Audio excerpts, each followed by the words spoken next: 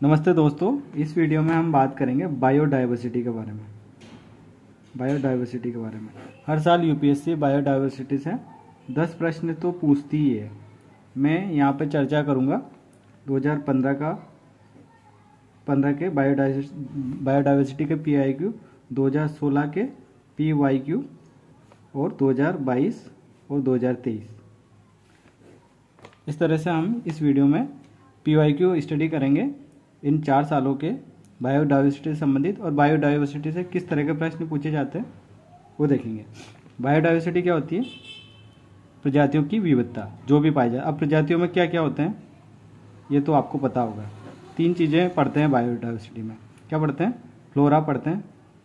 Flora यानी पेड़ पौधे या प्राणी या वनस्पति जात। फौना यानी जीव जंतु यानी प्राणी जात। और एक और चीज़ होती है, क्या होती है? फंगा या फंजा, इसको बोलते हैं। इसका मतलब होता है कवक। ये 3 चीज़ें होती है और यूपीएससी इन तीनों से प्रश्न पूछती है। 2 प्रश्न यहाँ से आते हैं, 3 या 4 प्रश्न यहाँ से आते हैं और 5 से लेके 6 प्रश्न यहाँ से आते हैं। इस तरह से 10 प्रश्न तो बायोडाइवर्सिटी हर साल आते हैं। तो मैं आपको बताने वाला हूँ कि 2022 में किस तरह के प्रश्न आए, 2023 में किस तरह के प्रश्न आए और 2015 और 16 में किस तरह के प्रश्न आए, और पीआईक्यू पढ़ने का क्या मतलब निकलता है। आपको क्या करना है, आप जब यहाँ ये पूरा वीडियो देख लो उसके बाद जाके आपको इन पेपर को उठा के सिर्फ प्रश्नों को देखना, उसके बाद आपको कंसेप्ट ईजिली समझ में आ जाएगा। मैं इस तरह से यहाँ पे एक्सप्लेन करने वाला हूँ, आपको चीज़ें याद रखनी है। और बायोडाइवर्सिटी के काफ़ी कंसेप्ट यहाँ अपन डिस्कस करेंगे। तो देखते हैं कि बायोडाइवर्सिटी में किस तरह के प्रश्न पूछे गए। सबसे पहले बात करते हैं 2016 में। 2015 की बात करते हैं। 2015 में पूछा गया था हॉट स्पॉट की अवधारणा पूछी गई थी कि भाई हॉट स्पॉट क्या आता है। क्या बर्ड लाइफ इंटरनेशनल ने हॉट स्पॉट की अवधारणा दी। इस तरह से इन दोनों के बारे में पूछा हुआ था। दूसरे में इकोसिस्टम की परिभाषा पूछी हुई थी, इकोसिस्टम क्या होता है। तीसरे में पूछा हुआ था अनुपवन क्या होते हैं, ये कौन से नेशनल पार्क में पाया जाता है। अगर आपको पता होगा कि जो केवल नामजाओ नेशनल पार्क होता है जो मणिपुर में है, वो तेरतावा नेशनल पार्क है, तो उसमें इस तरह के वन पाए जाते हैं। और वो कौन सी झील में है? लोकटक झील में। तो वो वहाँ से प्रश्न पूछा हुआ था, नेशनल पार्क के बारे में पूछा हुआ था। इसके बाद चौथे प्रश्न में दिया हुआ था IUCN साइट्स और ट्रैफिक के बारे में पूछा हुआ था, इनमें से किसका संबंध UN से। इन सबको हम डिस्कस करेंगे, इनके पीछे के कंसेप्ट को देखेंगे क्या। 5वां प्रश्न था डुगोंग के बारे में। डुगोंग क्या होता है? समुद्री गाय। अब आपको पता होगा कि समुद्री गाय कहाँ रहती है, तो आप आसानी से इस प्रश्न को, उसका हैबिटेट पता होगा आपको, हैबिटेट। तो आपको इस तरह से एनिमल बिहेवियर पता होना चाहिए। उसके बाद नेशनल पार्क के बारे में भी पूछा था कि जलवायु, कौन से नेशनल पार्क में 3 प्रकार की जलवायु पाई जाती है, शीतोष्ण, उष्ण और उपोष्ण, इस तरह से। और फॉरेस्ट कार्बन पार्टनरशिप फैसिलिटी के बारे में पूछा हुआ था। कोई भी एक ऑर्गेनाइजेशन के बारे में पूछते हैं, है ना। 2015 में इस तरह से 7 प्रश्न आए थे। 2016 की बात करें तो 2016 में आए थे, आपसे पूछा था ग्रेट इंडियन हॉर्नबिल के बारे में पूछा था। ये नागालैंड का में ग्रेट इंडियन हॉर्नबिल महोत्सव मनाया जाता है हर साल दिसंबर के पहले वीक में, तो वहाँ से प्रश्न आया था। प्रोटोकॉल के बारे में पूछा था, नागोया प्रोटोकॉल और कार्टाजेना प्रोटोकॉल, जैव विविधता से संबंधित जो प्रोटोकॉल है वो उसके बारे में पूछा हुआ था। ग्रीन इंडिया मिशन के बारे में पूछा था। खराई ऊँट के बारे में पूछा था, रेगिस्तान में मिलता है। टीप के बारे में पूछा था कि इकोसिस्टम का कैसे आर्थिक महत्व, उसके बारे में। ये पहले एक लाल चंदन के बारे में पूछा था। जैव विविधता पर भारत के प्रयास, तो इससे संबंधित 2 रिपोर्ट है, कस्तूरी रंजन रिपोर्ट और गोडगिल रिपोर्ट, तो उनके बारे में पूछा हुआ था। और केले की नई प्रजाति उस समय खोजी गई थी, तो ये पूछा हुआ था। अब देख लो आप, एक पूछने का पैटर्न वही है। उसके बाद मैं आपको 2022 और 23 के प्रश्न भी बता देता हूँ किस तरह से, फिर इनको बारी बारी से डिस्कस करेंगे। ये देखिए 2022 में पूछा था, 2022 में पूछा था वेटलैंड के बारे में पूछा था। वेटलैंड की परिभाषा पूछी थी, ये क्या है? ये किडनी है इकोसिस्टम की या पृथ्वी की। फंगा के बारे में पूछा हुआ था, कवक गुच्छी के बारे में। नाइट्रोजन फिक्सेशन प्लांट के बारे में पूछा था, कौन से करते हैं। मियावाकी पद्धति, जो पेड़ों को लगाने की पद्धति, वनों को बसाने की पद्धति शहरों में, उसके बारे में पूछा हुआ था। उसके बाद पक्षी के बारे में पूछा था, इनमें से कौन सा पक्षी नहीं है। गोल्डन माइसिर करके क्या है, मछली होती है, बाकी 3 पक्षी को नाम दिए होते हैं, इंडियन नाइजर, स्पून बिल और वाइट आईबिस। उसके बाद एक और फंगाई के बारे में प्रश्न पूछा था, कवकों के बारे में पूछा था कि इनमें से कौन सा कवकों के कृषकों के रूप में काम आते हैं। तो चींटी काम आती, इस तरह से पूछा हुआ था। 7वां प्रश्न था वन्यजीव संरक्षण का आधार क्या है। इन्वेसिव स्पीसीज जो होती है ना, उसके बारे में पूछा हुआ था। नॉर्मल वन्यजीव संरक्षण के बारे में, नॉर्मल जो सिंपल बातें हैं वो लिखी हुई थी ऑप्शन में, उसके बारे में पूछा था। उसके बाद 8वां प्रश्न डीएनए बारकोडिंग के बारे में पूछा था। क्या ये फ्लोरा फौना की आयु बताने में काम आते हैं, प्रजाति भिन्नता को ज्ञात करने में काम आती है। क्या ये फूड प्रोसेसिंग से संबंधित, एक और ऑप्शन दिया था उससे संबंधित है। तो इस तरह से ये भी आप बायोडाइवर्सिटी का प्रश्न मान सकते हो। तो इस तरह से 8। एक और प्रश्न था ग्रीन वॉशिंग के बारे में। ग्रीन वॉशिंग क्या होती है उसके बारे में पूछा होता है। झूठी बताना कि चीज़ें ग्रीन है या प्रकृति से प्राप्त होती है, तो उसके बारे में पूछा हुआ था। और 10वां प्रश्न था नगोया प्रोटोकॉल के बारे में। उसके 10वां प्रश्न था बायोरॉक्स टेक्नोलॉजी के बारे में, कि यह कोरल रीफ की बहाली के लिए काम आती है क्या। इस तरह से 3-4 ऑप्शन दिए थे, उसके बारे में पूछा था। तो ये 2022 के 10 प्रश्न हैं। अब मैं 2023 के प्रश्नों को डिस्कस कर रहा हूँ। 2023 में किस तरह से बायोडाइवर्सिटी से प्रश्न पूछे थे। पर्णपाती वृक्ष कौन से होते हैं, सीधा सा प्रश्न ये पूछा हुआ था। प्रश्न वो दिए होते हैं, 3 पेड़ दिए होते हैं, महुआ, सागुन, इस तरह से इनमें से कौन सा पर्णपाती वृक्ष है। तो वनों से प्रश्न आ गया। हर बार देख लीजिए आप, वही पैटर्न फॉलो कर रही है यूपीएससी। हर बार वनों से प्रश्न पूछ रही है। मैं आपको बाद में बताऊंगा क्या है। वनों के बारे में, कच्छकरण के बारे में, वनों से 2 प्रश्न हो गए। मार्सुपियस के बारे में पूछा था, उसका प्राकृतिक हैबिटेट कहाँ पे है। आयुसीन के बारे में पूछा था, इन्वेसिव स्पीसीज स्पेशल ग्रुप किससे संबंधित है, ये पूछा था। उसके बाद फोना के बारे में पूछा था। फोना मतलब जीव जंतु, हिरण, मकाऊ, मालाबार सीवट के बारे में दिया हुआ था, इनके बारे में पूछा था। मधुमक्खी के बारे में, मधुमक्खी के व्यवहार के बारे में पूछा था। विगंडा, मशरूम के गुणों मतलब कवक के बारे में फिर पूछ लिया। हर बार यूपीएससी फंगा के बारे में प्रश्न पूछ रही है, ठीक है। भारतीय गिलोय के बिहेवियर के बारे में पूछा था, कहाँ पे घोंसला बनाती है, कहाँ रहती है। फोना के बारे में पूछा था, लकड़ी का औजार, कीटों को खरोचने का कौन काम आता है, कौन करता है। इस तरह से 4 एनिमल दिए होते हैं, वुड बिलाव, फिशिंग कैट, ओरंगटन और स्लोथ भी है। उसके बाद नगोया प्रोटोकॉल लास्ट में। तो मैंने आपको बताया 2015 में या 16 में भी नगोया प्रोटोकॉल से प्रश्न आया था, फिर वापस प्रश्न आया। तो PYQ आप पढ़ोगे ना तो आपको पता चलेगा प्रश्नों का ढांचा कैसे बन रहा है। हर बार वैसे प्रश्न आ रहे हैं। वनों से प्रश्न आना है, प्रोटोकॉल से प्रश्न आना है, फोना से प्रश्न आना है, फंगा से प्रश्न आना है, और किससे प्रश्न आना है, फ्लोरा से प्रश्न आना। इस तरह से ये हमने देखा। अभी फटाफट अपन डिस्कस कर लेते हैं 2015 में जो पूछे थे प्रश्न। 2015 में क्या पूछा था, जैव विविधता। मैंने कहा जैव विविधता हॉटस्पॉट की अवधारणा पूछी थी कि आप बर्ड लाइफ इंटरनेशनल ने दी क्या। तो बर्ड लाइफ इंटरनेशनल क्या, विश्व का सबसे बड़ा संगठन है जो पक्षियों का संरक्षण करता है। तो हॉटस्पॉट की अवधारणा बर्ड लाइफ इंटरनेशनल ने दी थी। हॉटस्पॉट किसने बताया, ये हॉटस्पॉट नॉर्मन मेयर की अवधारणा है। ये इन्होंने बताया कि 1500 से अधिक जहाँ पर एंडेंजर्ड स्पीसीज हो और 70% प्राथमिक वनस्पति जहाँ की नष्ट हो चुकी है, वो क्या होंगे, वो होंगे हॉटस्पॉट। अब भारत में कितना हॉटस्पॉट है आप क्या याद रखना, भारत में, एक मिनट, अब आपको क्या रखना, हॉटस्पॉट, एक कंसेप्ट होता है हॉटस्पॉट। भारत में कितना हॉटस्पॉट है, 4 हॉटस्पॉट है। कौन कौन से, सबसे बड़ा कौन सा और सबसे छोटा कौन सा। सबसे बड़ा कौन सा, पश्चिमी घाट, हिमालय, इंडो बर्मा और अंडमान एंड निकोबार। इनमें सबसे बड़ा है इंडो बर्मा सबसे बड़ा है। अब इनमें सबसे छोटा कौन सा है, पश्चिमी घाट सबसे छोटा है। आपको लग रहा होगा कि हिमालय सबसे बड़ा है, लेकिन हिमालय नहीं है सबसे बड़ा। तो आपको इस तरह से ध्यान रखना है। और एक और क्या है, पश्चिमी घाट हो गया, इंडो बर्मा हो गया सबसे बड़ा सबसे छोटा, एक है हिमालय और चौथा है अंडमान एंड निकोबार। इस तरह से 4 हॉटस्पॉट है। हॉटस्पॉट जहाँ पर प्राकृतिक वनस्पति 1500 एंडेंजर्ड स्पीसीज हो और 70% जो प्राकृतिक हैबिटेट है वो नष्ट हो चुका हो। तो इस तरह से एक कंसेप्ट समझ में आया हॉटस्पॉट क्या होता है, फटाफट आपको याद करना। 4 हैं, सबसे बड़ा, सबसे छोटा, और ये आपको देखना। और हॉटस्पॉट की अवधारणा क्या है, उसके कैरेक्टरिस्टिक आपको याद होना चाहिए, ठीक है। तो इस तरह से हमने देखा हॉटस्पॉट के बारे में प्रश्न आया हुआ था। उसके बाद आगे देखते हैं पारितंत्र की परिभाषा आई थी। पारितंत्र की परिभाषा क्या होती है, तो जीव, उसका समुदाय और उसका पर्यावरण, तीनों को मिलकर क्या बनता है, इकोसिस्टम बनता है। सिंपल सा प्रश्न था, इकोसिस्टम की परिभाषा आई थी। ये 1935 में एजी टोंसले ने दिया था। आपको ये याद रखना है, ये याद रखना, आपको चीज़ें याद रखनी है। इकोसिस्टम के बारे में आपको याद रखना। इकोसिस्टम में क्या क्या आएगा, जीव आएगा, उसका पर्यावरण आएगा और उसकी कम्युनिटी, तीनों का इंटरेक्शन इकोसिस्टम हो जाएगा। किसने दी था, एजी टोंसले। 1935 में ये अवधारणा दी थी। ठीक है, अब देखते हैं अणुपन के बारे में पूछा था। अणुपन क्या होते हैं?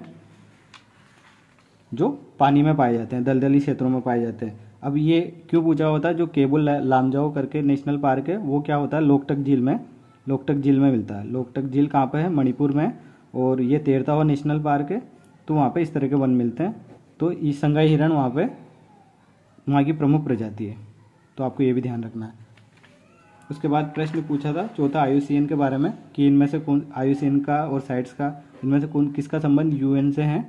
तो देखो ये तीनों का संबंध UN से नहीं है, ये तीनों अलग चीज़ें हैं। IUCN international union for conservation of nature, CITES है convention of endangered species, international trade of endangered species, और ट्रैफिक है इसका डाटा एनालिसिस करना, trade related analysis of flora and fauna of endangered species.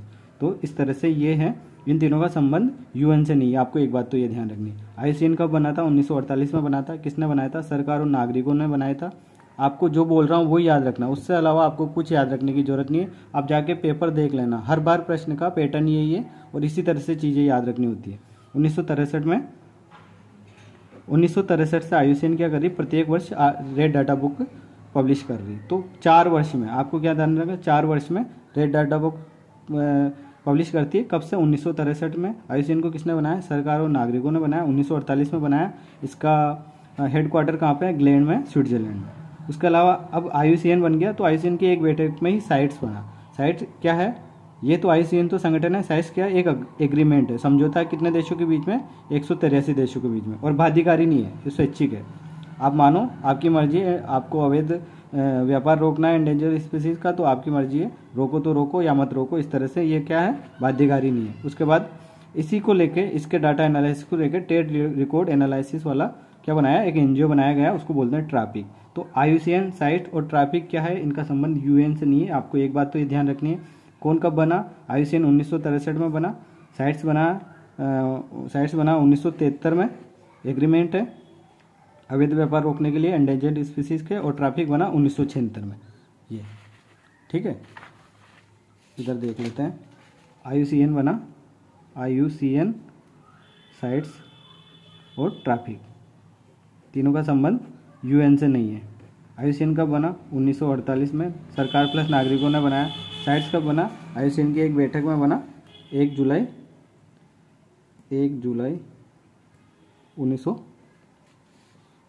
1973। ठीक है, 1 जुलाई 1973। और ट्रैफिक कब बना? 1976। तीनों का संबंध UN से नहीं है, आपको बस ये ध्यान रखना है। और ये क्या करते हैं? साइट्स और ट्रैफिक किससे रिलेटेड है? एंडेंजर्ड स्पीसीज से, उनके अवैध व्यापार से। साइट्स क्या है? एग्रीमेंट है। ट्रैफिक क्या है? NGO है। ठीक है, IUCN क्या है? ये भी एक संगठन है जो सरकार प्लस नागरिकों दोनों की भागीदारी से बनाया गया है। तो इस तरह से एक चीज़ ये अब देखिए अपन। अब 4 प्रश्न हो गए। उसके बाद 5वां प्रश्न क्या? डुगोंग के बारे में पूछा हुआ था। डुगोंग क्या है? एक समुद्री गाय है। अगर आपको पता होगा डुगोंग कहाँ पर रहता है? ये रहता है कोरल रीफ में। कोरल रीफ में अपना घर बनाता है। और दुनिया के सबसे ज़्यादा डुगोंग कहाँ पाए जाते हैं? ग्रेट बैरियर रीफ में। ग्रेट बैरियर रीफ में 11,000 से ज़्यादा डुगोंग रहते हैं। अगर आपको पता होगा तो आपको पता चल जाएगा। पूछा होता कि क्या भारत के पूरे समुद्री तटों में पाए जाते हैं? तो आपको पता होना चाहिए भारत के 4 जगह पे कोरल रीफ पाई जाती है। एक तो कच्छ के रण में, अंडमान एंड निकोबार में, लक्षद्वीप में, और वो क्या बोलते हैं, पाक स्टेट या गल्फ ऑफ मन्नार में। तो इन जगह पे कोरल रीफ पाई जाती है और इन्हीं जगह पे डुगोंग मिलेगा, पूरे समुद्र तट पे नहीं मिलेगा। तो आपको पता होना चाहिए कि कौन सा एनिमल या कौन सा फोना किस हैबिटेट में रहना पसंद करता है। तो ये समुद्री गाय है, ये स्तनधारी है, और एकमात्र स्तनधारी है समुद्री जो शाकाहारी है। कोरल रीफ अपना घर बनाता है, डुगोंग किस में बनाता है? कोरल रीफ में अपना घर बनाता है। तो इस तरह से एक चीज़ ये क्लियर होगी डुगोंग के बारे में। आपको ये चीज़ें याद रखनी जो मैंने बोला। फिर से आ सकता है, ये इंपॉर्टेंट है अभी, क्योंकि ग्रेट बैरियर रीफ जो कहाँ पे है? ऑस्ट्रेलिया के पूर्वी तट पर है। वो क्या है? अभी 2/3 ग्रेट बैरियर रीफ में क्या हो गया? प्रवाल विरंजन हो गया, कोरल ब्लीचिंग बोलते हैं उसको, और उसकी वजह से वो चर्चा में रहा हुआ है। अभी 4-5 दिन पहले का करंट अफेयर है। तो ये बहुत इंपॉर्टेंट हो जाता है, क्योंकि जो कोरल रीफ होते हैं वो लगभग समुद्री, आधी से अधिक समुद्री प्रजातियों के लिए घर है। मछलियाँ, वेल, शार्क सब वहाँ हैं, सांप सब उसमें घर बना के रहते हैं। और अगर वही विकसित हो जाएगी या ख़त्म होने लगेंगे तो फिर पूरी जैव विविधता, समुद्री जैव विविधता खत्म हो सकती है। तो ये बहुत इंपॉर्टेंट है। ये कहाँ से समझ में आया? PYQ स्टडी से। क्या कर रहे हैं हम? PYQ study. ओके, आगे बढ़ रहे हैं। नेशनल पार्क, छठा प्रश्न है। नेशनल पार्क से पूछा था, वही प्रश्न आ रहा है। नेशनल पार्क से पूछा था कि इन कौन से नेशनल पार्क में तीनों तरह की जलवायु मिलती है, उष्ण, शीतोष्ण, उपोष्ण। ये कहाँ पे मिलती है? नामदफा नेशनल पार्क में। ठीक है, उसके बाद सातवां प्रश्न देखते हैं। सातवां प्रश्न था फॉरेस्ट कार्बन पार्टनरशिप फैसिलिटी के बारे में। ये किससे संबंधित है? रीड से संबंधित। रीड क्या है? रिड्यूसिंग इमिशन फ्रॉम डिफोरेस्टेशन और डिग्रेडेशन। ये बायोडाइवर्सिटी से संबंधित संगठन है या इस तरह के ऑर्गेनाइजेशन है। तो आपको ध्यान रखना, इन दोनों के बारे में भी पढ़ना। और ये किसका है? ये एक प्रश्न ऐसा आता है, अभी 2023 में IUCN से संबंधित पूछा था कि यूनिवर्सिटी स्पेशलिस्ट स्पेशल ग्रुप किससे संबंधित है। इसी तरह से ये पूछा हुआ था, ये किससे संबंधित है।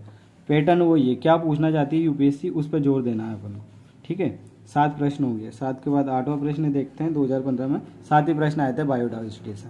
ठीक है, अब बात करते हैं 2016 की।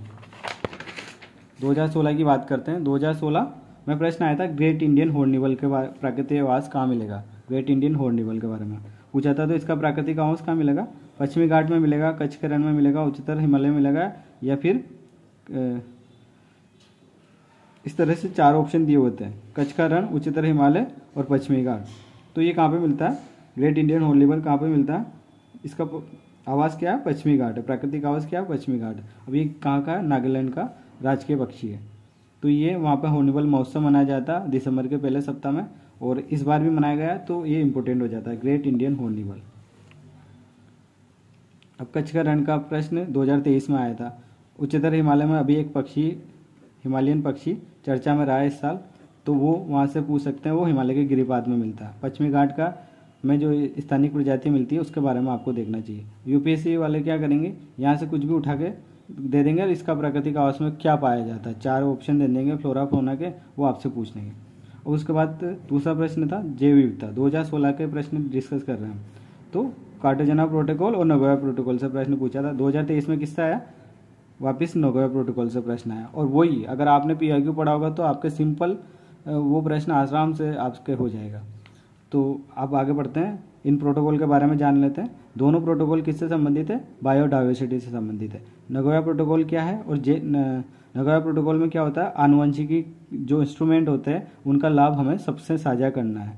तो GI से उत्पन्न लाभों का साझाकरण क्या करना है? साझाकरण ना आनुवंशिकी संसाधनों के बेहतर और स्वतंत्र उपयोग पर फोकस करता है। कौन सा प्रोटोकॉल? Nagoya protocol. 2012 में इसका अनुसमर्थन किया भारत ने। कब किया था? जब कन्वेंशन ऑफ बायोडाइवर्सिटी की जो कन्वेंशन हुआ था COP 11, जो कहाँ पर हुई थी? हैदराबाद में, उसमें इसका अनुसमर्थन किया। मतलब इसके बनने के दौरान से ही अनुसमर्थन नहीं किया, बाद में अनुसमर्थन किया। किसका? नगोया प्रोटोकॉल का, जो किससे संबंधित है? आनुवंशिकी के लाभों को साझा करने से संबंधित है। ठीक है, 2023 में इससे प्रश्न आया। जैव विविधता समितियों से संबंधित प्रश्न था, जो इसी का पार्ट है। अब कार्टेजना प्रोटोकॉल किससे संबंधित होता है? जैव सुरक्षा से संबंधित होता है। जैव सुरक्षा का मतलब क्या है? जो जेनेटिकली मॉडिफाई ऑर्गेनिज्म होती है या लिविंग मॉडिफाई ऑर्गेनिज्म होती है, दोनों बात एक ही है।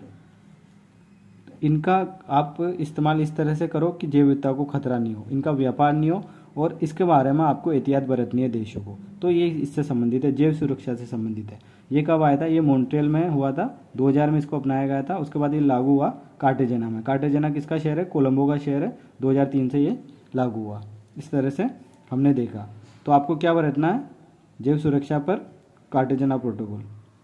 किसके बारे में एहतियात बरतना है आपको?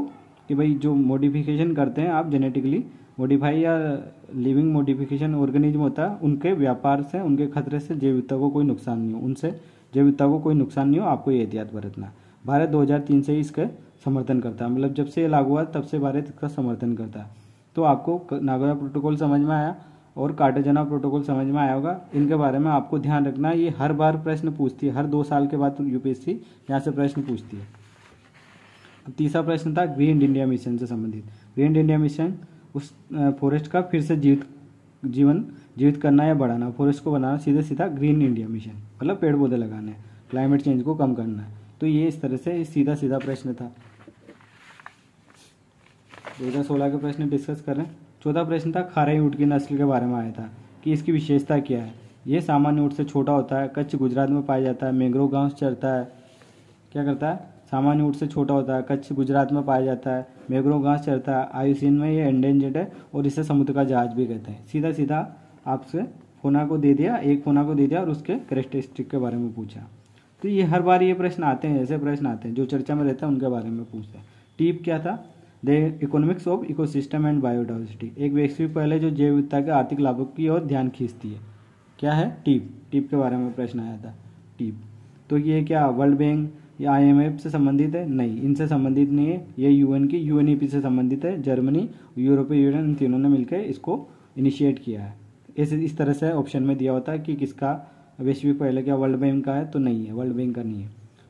पूछती क्या है? मतलब किसका है ये पूछती है। आप उसके बारे में भले पूरा डिटेल बुक पढ़ लो, उससे कुछ मतलब नहीं। यही पूछती है किसका है। अभी तक हमने देखा 4 सालों के पेपर देखे।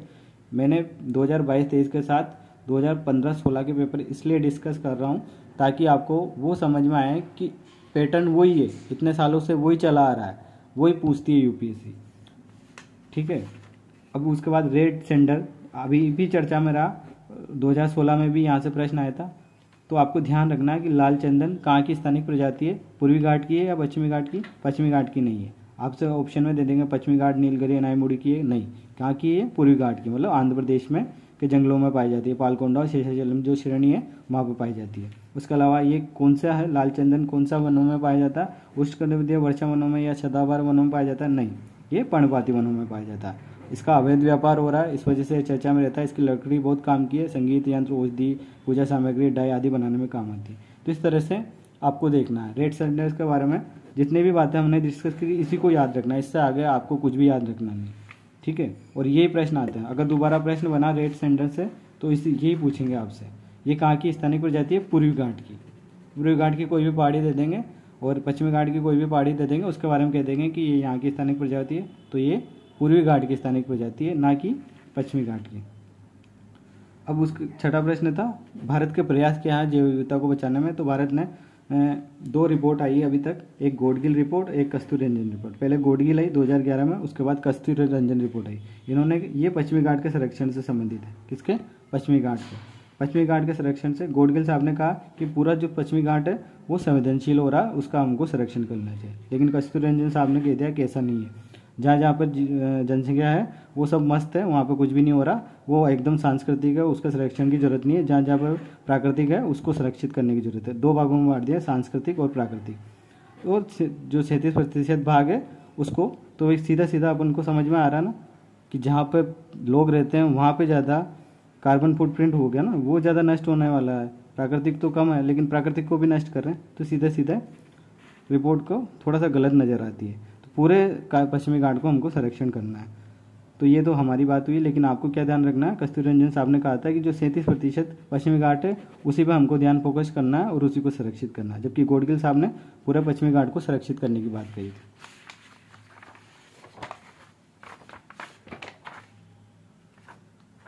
पश्चिमी घाट हो गया। 7वां प्रश्न था केले के पौधे की किस्म के बारे में पूछा था, उस समय चर्चा में थी। तो वो कहाँ पे मिली थी? अंडमान निकोबार में मिली थी। इस तरह से इस बार भी अगर कोई नई फसल या नई किस्म मिली हो फ्लोरा या फोना की, तो उसके बारे में आपको ध्यान रखना है। 7वां प्रश्न हो गया। 8वां प्रश्न, तो इस तरह से 2015 में और 2016 में 7 प्रश्न आए थे। किससे आए थे? ये बायोडाइवर्सिटी से। अब 2023 में का पेपर मैंने अभी डिस्कस किया है एनवायरनमेंट बायोग्राफी का, उसमें ये सारी चीज़ें मैंने डिस्कस की है जो अभी मैंने आपको बताई थी। 10 प्रश्न आए थे 2023 में बायोडाइवर्सिटी से, तो आपको जाके ये वीडियो देखना है। और उसके बाद आपको 2015 का पेपर देखना है, 2016 का पेपर देखना है, 2022 का पेपर देखना और 2023 का पेपर देखना। आप आराम से सारे प्रश्नों को कर दोगे, मतलब आप 40 प्रश्नों को कर दोगे। 40 प्रश्नों को करते ही आपके इतने सारे बायोडाइवर्सिटी के कंसेप्ट क्लियर होने वाले हैं। तो आप जाके वीडियो देखना, और अगर आपको वीडियो अच्छा लगा हुआ तो आप चैनल को सब्सक्राइब करना और अपने दोस्तों को शेयर करना। Okay, thank you so much.